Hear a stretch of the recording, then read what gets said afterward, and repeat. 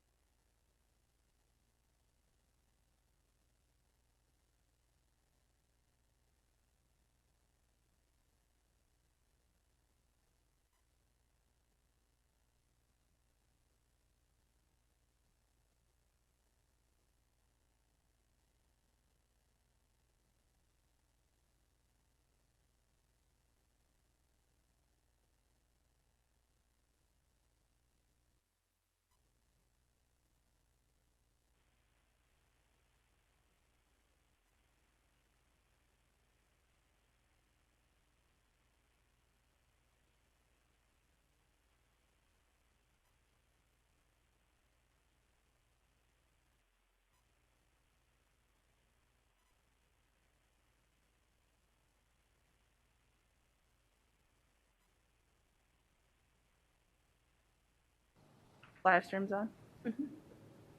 Mic's on? Well, good morning, everyone, both here in person and joining us via technology. It's exactly 10 o'clock, and I'm going to call to order the State Board of Education regular June meeting. So can we take roll? Vice President Core, prior to taking roll, I just want to remind the board members who are on the phone to please mute your phone unless you are speaking. And I will take roll now. President Narducci. Here, thank you. Vice President Core. Here. Superintendent Hoffman. Here. Member Baker. Here. Member Broussard. Here. Member Burton. Here. Dr. Chang.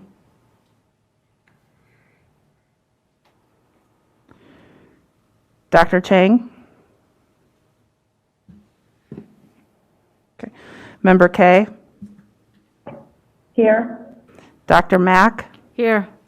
Member Ruiz. Present. Member Wellborn. Here. You have a quorum, sir. Fantastic. So we will start with the business reports, and on behalf of President Narducci, I'll make a couple of brief comments that he's sent along. And first is simply to announce that the State Board of Education retreat scheduled for August 22nd in Flagstaff has been postponed. So certainly that is understandable. First and foremost, the safety of members of the board and staff and the public are first and foremost. So we will have our regular meeting that will occur on August 21st. It will be in Phoenix, and it'll be determined whether that'll be telephonically or in person, depending on the current situation related to COVID-19. So members, if you could mark your calendars accordingly, a meeting on Friday, August 21st, regular August meeting, but no retreat at this point. Hopefully we'll get up to the beautiful Flagstaff campus at some point. And as always, appreciate Dr. Chang's hospitality when we get there. That concludes my report. 21st? 21st, Friday. Superintendent Hoffman, do you have a report for us? Yes, good morning. Through Vice President Core, President Narducci, and board members, good morning, everyone. I also wish we could all be together in person. I'll take a moment to acknowledge that the different uses land that we occupy today. My own home, where I'm telecommuting from, sits on the O'odham and Hohokam land. First, starting with some updates on the Department of Education.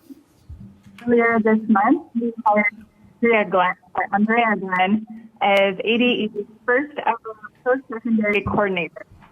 In her role, this is a brand new role, she will work to create partnerships that will leverage opportunities for all students as they transition from high school into their post-secondary program. This week also, ADE is hosting a special virtual session for which is known as the Teacher Table. This conversation will be focused on lessons learned from the end of the last school year and how educators are feeling about the upcoming academic school year. We will also talk about diversity in education and on July 8th, we will be hosting a student-led conversation regarding school safety. It will be a special session of our school safety task force, and we'll be discussing, we'll be leading a discussion on disciplinary practices like zero tolerance policies. And we hope that this conversation will help to reimagine school safety and the allocation of funding. Information from both of these conversations will be shared with our stakeholders. COVID-19 updates. As we continue to grapple with the effects of COVID-19, I remain so grateful for the hard work of our educators, school leaders, and students. Some of the work that is currently on ADE to propel our students includes beginning of this month, our Reopening Schools Task Force released a roadmap and considerations for reopening. This is currently a 5-document of a series of plans and considerations to help everyone within our school community. The roadmap is designed to be flexible and adaptable so that each school may look different based on their local community. Across Arizona, school leaders has already convened diverse groups of educators, families, and community folks to provide plans. An important aspect of is the focus on helping students make decisions for the health and social emotional well-being of our students, educators, staff, and families. Last week, we hosted a roadmap for reopening health protocols and considerations webinar with the Department of Home Services and our partners at USDA, or OSBO, USAID. And later today, we're hosting a strategic plan webinar. All of our information, opening considerations for students and families, and all of the webinar recordings are available at the Department of Education and the COVID-19 resources. Also, on Friday, May 29th, we opened applications for the new elementary and secondary school emergency relief, or ESSER, grants to support our school relief, preparation, and prevention, and recovery needs and efforts in response to COVID-19. Arizona received nearly $250 million in ESSER funds that will remain available for obligation through September 30, 2020. These funds are from the CARES Act funding. And another funding source has been made available to schools, FEMA's public assistance program, for the costs associated with the mitigation of COVID-19. Encourage schools to apply for that program through FEMA to use those funds to cover PPE and sanitation. Information on both the CARES Act ESSER funds and the public assistance funds can also be found on our COVID-19 resources page through the homepage of our website. Another concern to us continues to be the digital divide, which remains a huge obstacle for many of our small communities.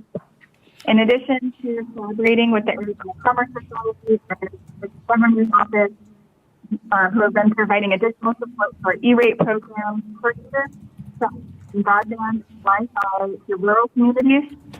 Also, recently convened our first technology task force comprised of educators and industry leaders in tech. The chair of this task force is Member Mack. I'm very grateful for her leadership on the technology task force. We estimate that there are approximately 200,000 students in Arizona who do not have consistent internet connectivity. Our goal of the task force is to address some of the technology needs that are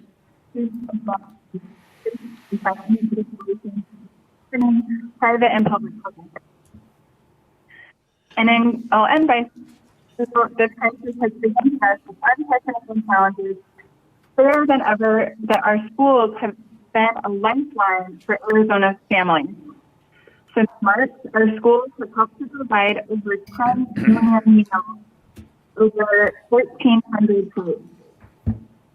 Counselors and social workers have called, including those who are most at risk, to check on their mental health and ensure they're safe, and to ensure that these services are sustained. I'm thankful for the continued partnership, including the Department of Economic Security, the Arizona Commerce Authority, and also recently met with the School Personnel Administrators Association to ensure that we're restoring our strong economy by targeting education and careers.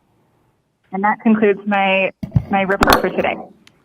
Thank you, Superintendent. That it was a little choppy on this end. Hopefully, most folks were able to get all that information. I know that you referred to the fantastic website that the department has for a lot of that information. But thank you.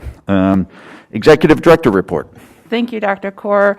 Dr. Kaur, President Narducci, Superintendent Hoffman. Prior to my report, I will say, Superintendent Hoffman, I know that you typically type out your updates. So if you want to send that to board staff, we'd be more than happy to include that as a supplemental material for your update so that those who had some issues understanding what you were saying could go back and read your update. 'Cause that's very important to not only the board, but to the field as well.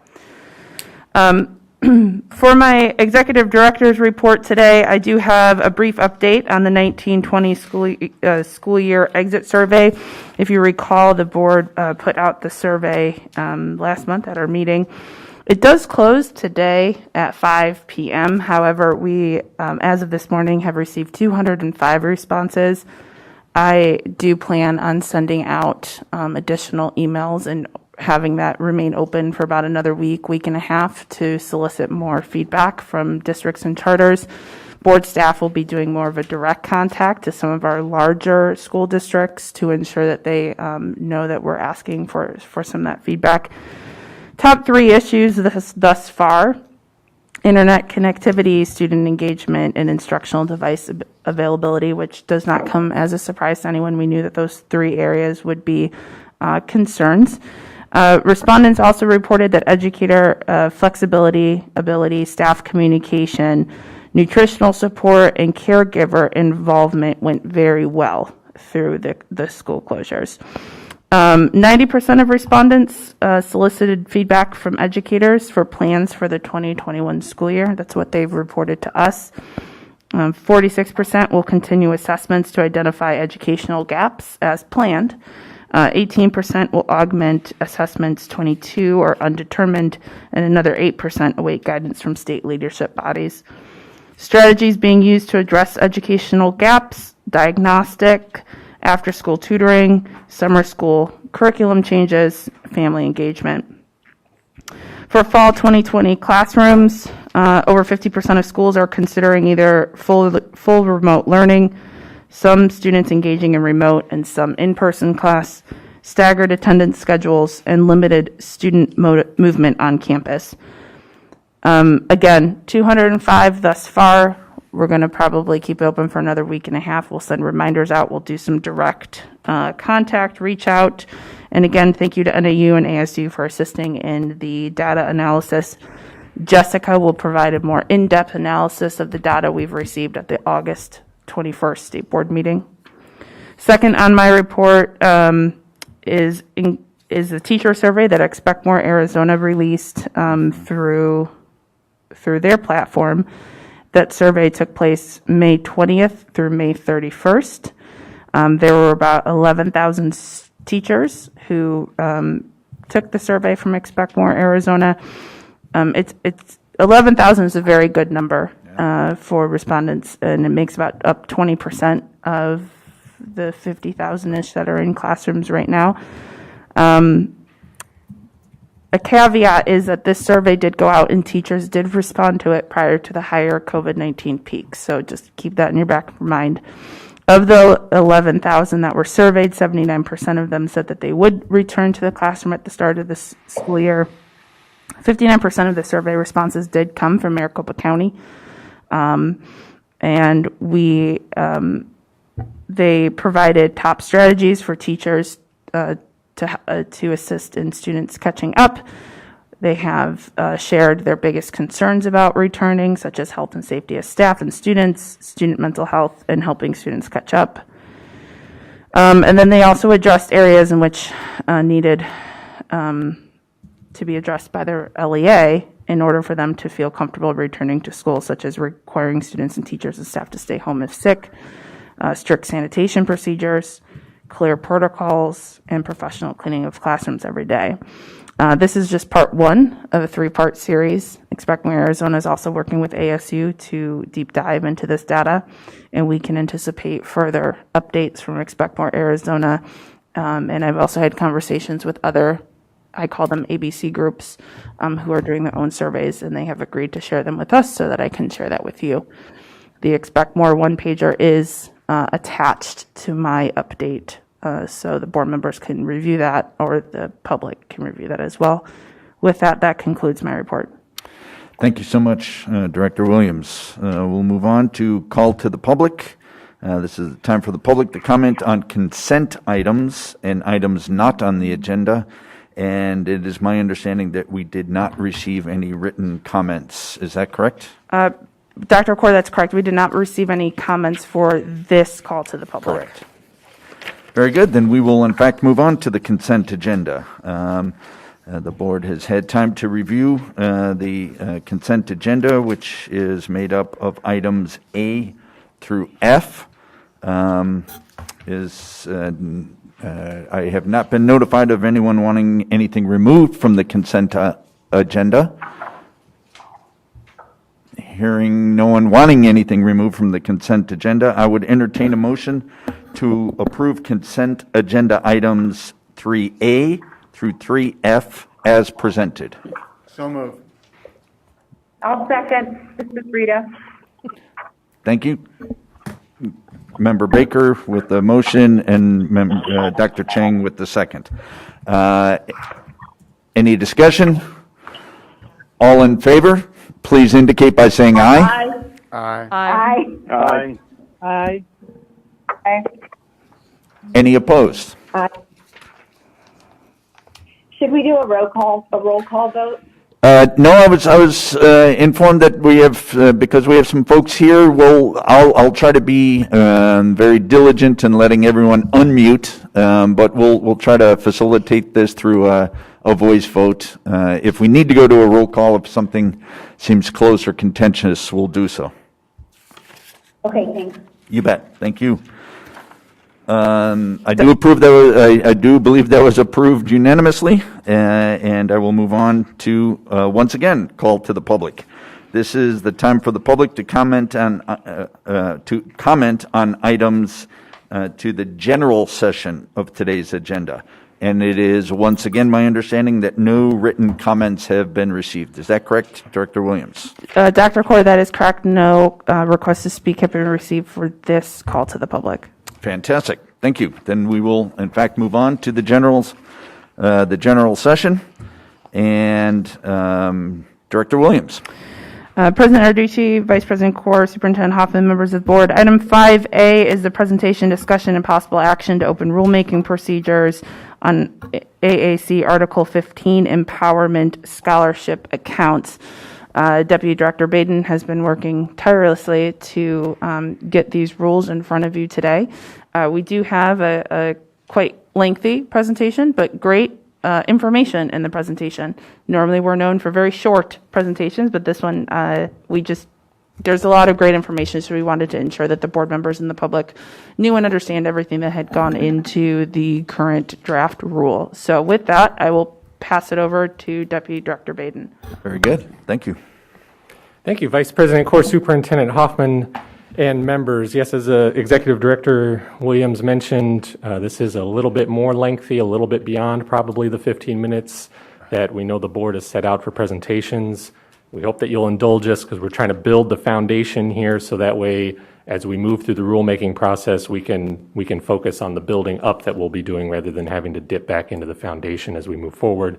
Though the ESA program is pretty big, a lot of history, a lot of moving parts, so we probably will have to, but we're hoping to build some of that foundation here as we start the rulemaking process, and we'll come back to that first step part of this. How we're going to break this out a little bit, so there's going to be some background. We'll talk about the process that got us to this point and the process we envision using moving forward, a little bit on the feedback we received, and then the actual rule itself, along with next steps, which isn't on this slide, but is what we're going to be talking about later. If I had to sum up the ESA program in one sentence, it would probably be this third bullet point here. And program pretty well, and that's that 90% of the funding that students would have otherwise generated in their public school is deposited into an ESA, which is a literal bank account. That statute has, and that's outside of the public school setting that those expenses are made. As you can see, there's about a little over 7,000 children currently on the program, and the program has been growing. I do want to note, though, that the growth rate has been slowing a little bit the last few years. So the first few years of the program, it was doubling or more than doubling annually. The last few years, that's more between 30 and 50%. So the program continues to grow, but the rate of growth is slowing a bit. And then on the right, so forgive me, But essentially, to be eligible for the program, you need to meet one of these eligibility categories, and you need to meet another eligibility category, which is usually met by being in attendance in a public school in the prior fiscal year for the first 100 days. So you check one of the boxes you see here on this table, and you usually, there's other ways to meet that second.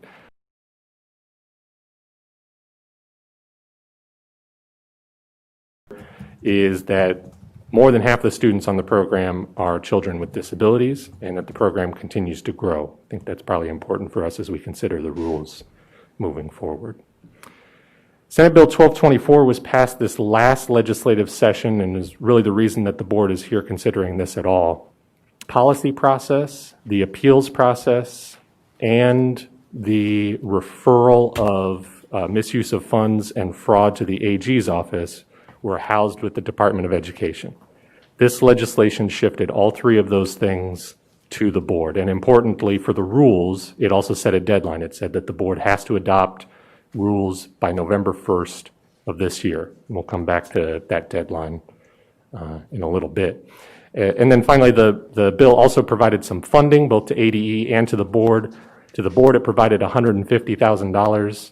$50,000 of that is for AG-related help that will give us a part-time AG to help process appeals, and then $100,000 and an additional FTE for staff to help support the ESA appeals and rules process.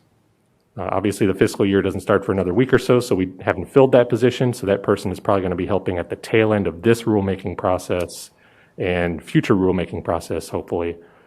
We also hope, though we're not certain, that these are sufficient dollars or FTEs to shoulder the load of appeals. We don't really know how many appeals are going to be coming in. Part of that will be dictated about how the rules are written, but we're just not sure yet. And these are the remaining three provisions of that legislation. So the process, I'll go back to the November 1st deadline. So we knew we had to get it done. That's essentially our October 26th board meeting. When we back map our normal rulemaking process, that means that we have to start no later than the August board meeting. But that's for rules that are usually pretty tight and easy fixes that we can do in 3 board meetings. So we knew we had to get something in front of the board to consider and recommend to open and start the process formally at this board meeting, so we could build in a little bit of time both through July when we don't have a board meeting to work through issues, and so we could possibly adopt as early as September, but we would have some additional month if we needed it. So we included these stakeholders, and we began the process in April and May, and frankly, we had drafts working up right after that bill was passed because we knew we had to get something going pretty quickly. And I want to highlight specifically the process we used to include ESA parents in this rulemaking draft and how we plan to continue including them. This slide takes us up till today. It's actually not fully updated because there was a third survey that we sent to ESA parents at the same time the materials for the board books went out. So it's not inclusive of that third survey. So this highlights 2 of the 3 surveys that we sent to ESA parents. 2 of them, well, actually all 3 of them provided open-ended opportunity for parents to provide feedback. 2 of them provided us an opportunity to quantify that feedback in a more meaningful way. And we asked ADE to send an email on our behalf to all the ESA parents asking if they wanted to participate in that survey, in future surveys and the rulemaking process. And we got about 1,100 responses. And you remember there's about 7,000 parents on the program, so that's about a quarter of them said yes, they wanted to be included. After we did those surveys, we learned pretty quickly that that was a great way to gather a broad swath of input from the parents on the program, but we knew we had to have one-on-one conversations with some ESA parents as we work through some of these issues that have been brought up and bounce ideas off of them. So we subsequently had one-on-one conversations with about 6 or 7 ESA parents as well, and we'll continue to use them. We felt pretty good about those conversations and want to continue using that moving forward. And then this is the process for beyond this board meeting. The July public hearing is actually tentatively set for July 13th. Of course, we'll have notifications put out about that. I also want to note that although this process highlights specific stakeholders and parents that we talk to, There's still, just like all of our rulemaking processes, still opportunities for anybody who we didn't talk to submit a public comment at any of these stages. We just wanted to single out specific groups and people that we would talk to and provide all ESA parents the opportunity to provide direct feedback. But anybody else, just like our normal rulemaking process, can submit a comment. So let's get a little bit to the summary of the feedback. The first survey, and this is specific to the parents, I'll have a little bit on the stakeholders as well.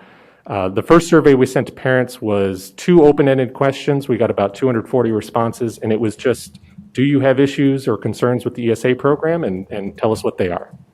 And then we followed that up with a second survey, which tried to quantify and asked them to rank order those concerns that they told us about, and then also provided an open-ended opportunity to respond. And then the third survey, which is not here, but we have a little bit later, was specific to the draft rule that's in front of you today. And just a reminder, all of the raw feedback from those 541 responses was provided to you to sift through if you wanted to read through them in detail rather than just look at our overall summaries. So this is largely from the first survey, though it's been backed up by the subsequent 2 surveys in terms of the open-ended responses that we received. And I am going to go through this in a little bit of detail, but because I think it's important to know what the parents were talking about when they provided these, because we took the first survey and we tried to summarize these into categories, and then we tried to rank order them and how frequently they showed up. So number 1 was consistency in the approval and review of expenses. That's a desire for consistency both between families, between accounts in terms of what's an approved expense, and across years they wanted consistency. Number 2 are requests for specific types of expenses to be approved. So number 1 is more like the process. Number 2 is they want specific things to be approved. Number 3, self-explanatory. Number 4, very brief background. When the program was developed in 2011 and rolled out, and still in the middle of some of that right now, ESA parents and accounts, like I said, it was a literal bank account. Parents were given a debit card. They would make expenses. ADE would check to make sure those expenses were allowable. If they were not, they would try to claw back the funds. In 2019, the legislature directed the state to contract, and the Treasurer's Office did ultimately contract with a vendor, ClassWallet, to help with the financial management of the program.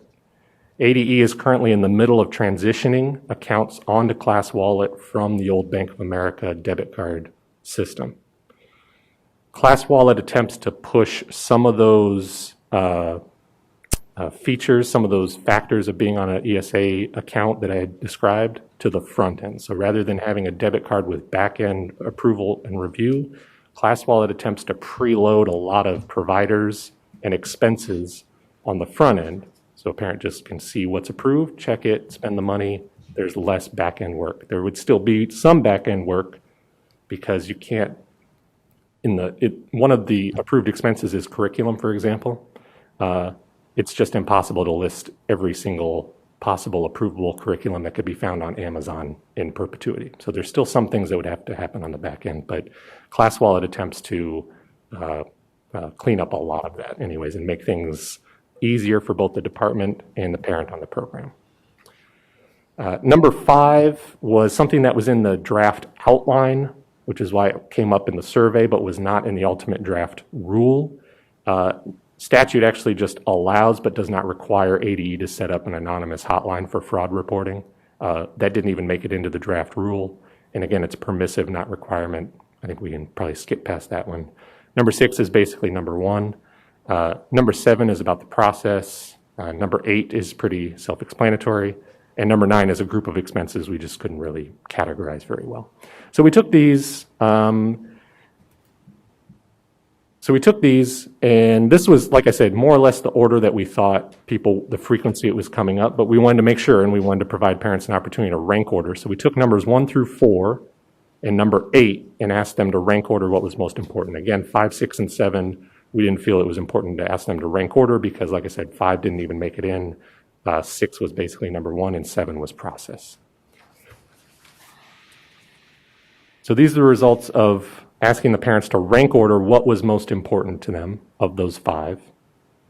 And as you can see, our rough estimation of what they said was most important was accurate. It was consistency in the review and approval of expenses was clearly the most important, followed by more or less specific types of expenses that parents want approved.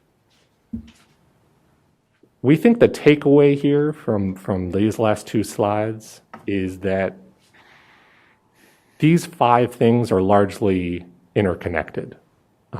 Solving consistency in the approval and review of expenses will go a long way to helping with concerns about increased communication and consistency from staff, from certain types of expenses being approved, and if you alleviate what is the question about what is an approved expense, well, then concerns about what is misuse of funds also becomes less of a concern. And ClassWallet, frankly, is supposed to help work through all of those issues. So we think the takeaway here is that all of these are pretty closely connected, which means if we can help solve one, probably consistency in review and approval expenses, we can help solve all of them. Conversely, if we make missteps with one, it will have trickle effects on the rest in a negative way. So something to keep in mind. This is another visual idea. If you're visual and you want another way to look at it, this is just a word cloud of the first 2 surveys. This is just all the raw words that popped up. We curated it as well and took out some words that maybe aren't terribly helpful, like also, and left in nouns. Is another way to look at it. Again, I think this just kind of reinforces the previous 2 slides in terms of what we're seeing. Things like ClassWallet, B of A, quarterly means quarterly expense reports. So just another way to look at it if this is helpful for you. And then we have the stakeholder feedback. I won't go into as much detail on this, but I did want to point it out. Again, board members, you had this provided to you as well. This is 28 pages of the stakeholder feedback, and this is actually just from the second round, we called it. The first round was attempted to be incorporated into the draft, and then the second round we gave them the first round was the outline, the second round was the draft. And so this includes their feedback, and we kept it in the format that folks provided because we didn't want to make missteps in terms of trying to format it in a single way and maybe, misinterpreting what they provided. So just wanted to point out that was there as well. We're not going to go into detail on that. But again, you have all of that raw feedback if you wanted to look through it. So the outline of the rule itself, pretty straightforward. We just want to highlight what the foundations of the rule were when staff was drafting this. So obviously statute, there's a lot of just copy and paste from statute, frankly.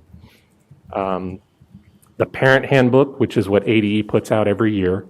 And also, as a reminder, the board is required to use the parent handbook and other materials that ADE has as a reference.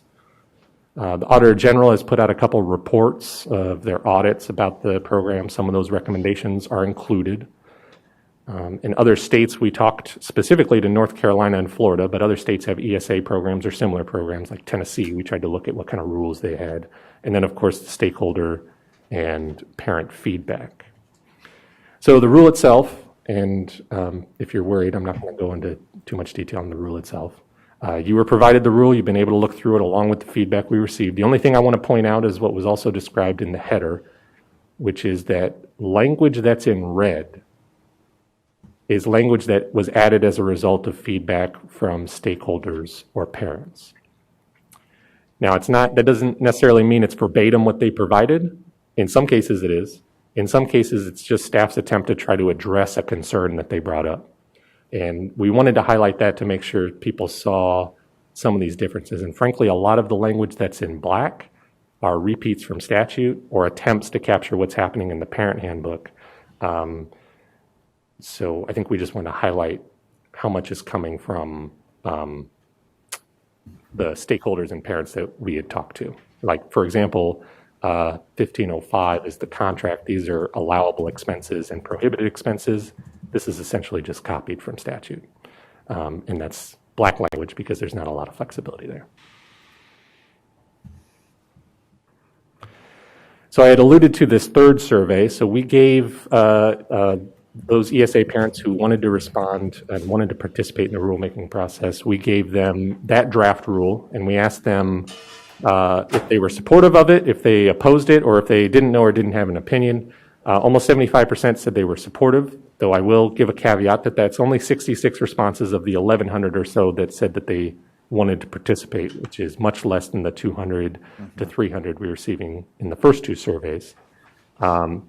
Moving forward, rather than give, like, please look at the entire rule and tell us what you think in a week and a half, we're going to be focusing them on specific areas and asking for feedback and working that way. And then as I take us back to where we started, it's the first step. This is staff recommending that the board open the rulemaking process. The board sees, we always talk about opening rulemaking procedures, updating on them, closing them. We don't really talk about what that means always. So I think it's important to reiterate, opening the rulemaking process is just the beginning. When we're lucky, when we're so lucky and the fix is so easy, we don't make any changes. But oftentimes you do see changes, and the board wants changes because it's part of the process. And in that spirit, this slide, and these slides, by the way, are slides that were not part of your materials. These are slides that we updated as the result of some of the most recent discussions and surveys and items that were brought up. This slide and the next slide highlight all the areas that we have identified as areas that still need to be worked on.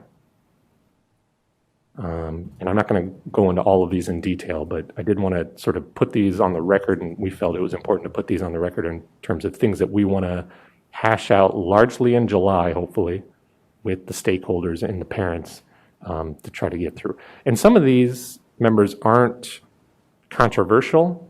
Some of these are simply just operationally, how do we put these in a rule that don't have unintended consequences, which sounds easier than it really is when we have 17 pages of new rule of a program. Some of these will be more controversial than others. And then finally, the next steps that I had mentioned before, public hearing on July 13th. In July, we hope to work on all those issues. We hope to have a lot of them, maybe not all of them, but a lot of them resolved in time to recommend updates to the rule at the August 21st board meeting. We'll have additional public hearings and surveys in that time as necessary. If everything's going well, we can adopt the rule at the September 28th board meeting.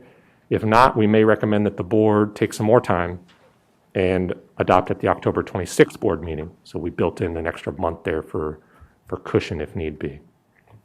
So with that, I don't know how much over I was over the 15 minutes, but hopefully not too much. Vice President Core and members, I will stop there and happy to answer any questions. And both Executive Director Williams and Lou, our AG, were involved in a lot of those conversations, if not all of those conversations and work as we put this together. So I'm sure they'd be happy to lend me a hand if need be. Ketcher, thank you. That was great stuff. Are there any questions from members of the board? Vice President Court, Luke. I'd just like to ask one question, and thanks, Ketcher. That was awesome. For the July 13th meeting, and this is a big undertaking, and I know that we're going to do a great job at going forward and adopting what we need to adopt and make sure that it's fair, equitable, and precise. The public hearing stakeholder meeting on July 13th. Is there a plan on having remote access to that as well? What's the thought process on that? President Narducci, this is me, Alicia. So yes, the plan is to have remote access. We're going to utilize the Zoom platform for that, and then depending on the current situation, maybe in person could also work, but definitely Zoom. Because we have that account and we're able to utilize that platform. Plus, it will be really great practice for staff for future board meetings. Thank you. And then the other thing I'd like to do is just make sure, if I could ask that all the board members get the invitation to attend that public hearing as well, so that if in fact they want to listen in, so as we move forward, we're all on top of every aspect of this. Thank you, President Narducci. Member Baker? Thank you. Member Baker. Yes, the ESA parent feedback makes reference to item 1D, prohibit mid-year changes. What is that reference to? President Narducci and Member Baker, to the best of my knowledge, it probably alludes to the parent handbook. So the parent handbook, up until the rules, basically acted as the guidance for parents on which to act. Those were the rules of the road that parents had to adhere to. And so at times in the past, the department had made changes to the handbook mid-year. Maybe it was around what was an allowable expense or not. Maybe it was procedures on how to submit expense reports or what have you. And so there was some concerns that changes were being made in the middle of a fiscal year about, maybe what was allowable or what they had to do. And in addition, there were concerns that the parent handbook, and this is addressed in the draft rule, would be updated, but there wouldn't be track changes about what was updated. So a new parent handbook would be put out, and then parents felt that they had to scour through to see what changed, to see like if they had been doing something, if they now would be doing something wrong or what have you. So that's my understanding of what that comment is. Got it. Thank you. Any other questions? I have a question. This is Member Wellborn. Please continue.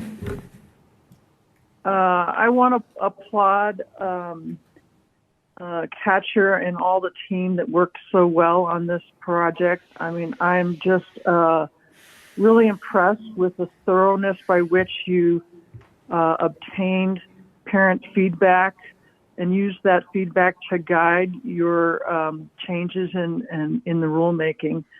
And I'm thinking that it might be valuable in a year's time or so to somehow do a similar survey to capture improvements in the program and level of satisfaction. That this program has taken a lot of heat in the media, and I think it would be valuable to demonstrate, the overall level of improved satisfaction subject to these changes and improvements in the processing and the handling of all the requests.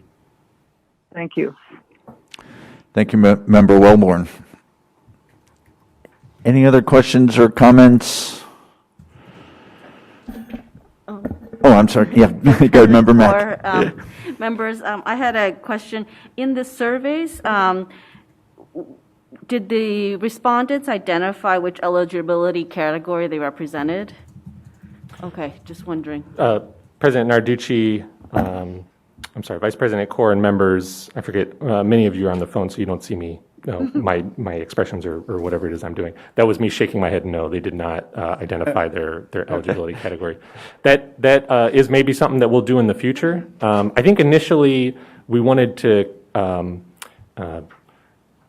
build confidence in parents that we wanted to hear their concerns first. I think we were concerned about potentially giving too long of a survey or too invasive of a survey at first. But, as we move forward, that could be helpful to target, if certain categories have specific concerns.